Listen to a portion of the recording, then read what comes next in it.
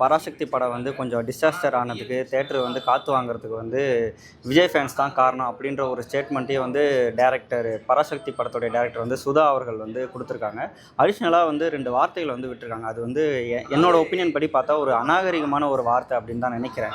காரணம் ஏன்னா, அந்த படம் வந்து பொலிட்டிக்கல் மூவா தான் இந்த படம் அப்படின்றது வந்துச்சு.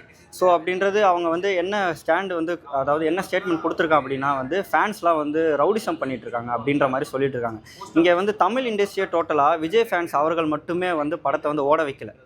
அது மட்டும் இல்லாம, சுதா கொங்கரா அவங்க வந்து யார பார்த்து திரும்பி கேட்கணும் அப்புட்ன்னா, சிவகார்த்திகேயன பார்த்தே வந்து திரும்பி கேட்கலாம்.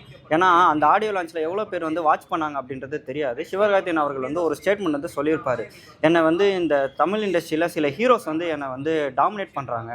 ஒரு மாரி வந்து தள்ளி விடணும்னு பார்க்குறாங்க அப்படின்ற மாரி ஒரு ஸ்டேட்மெண்ட் வந்து குடுத்திருப்பாரு. அது எந்த ஹீரோஸ் அப்படின்றது பார்த்தோம்னா, இப்போ ரஜினி, கமல் இருக்காங்க, விஜய், அஜித் இருக்காங்க, இல்ல தனுஷ், சிம்பு இருக்காங்க. இவங்கலாம் யாராவது வந்து சிவகார்த்திகேயன் அவர்கள் வந்து தள்ளி விடணும்னு பார்த்தாங்களா?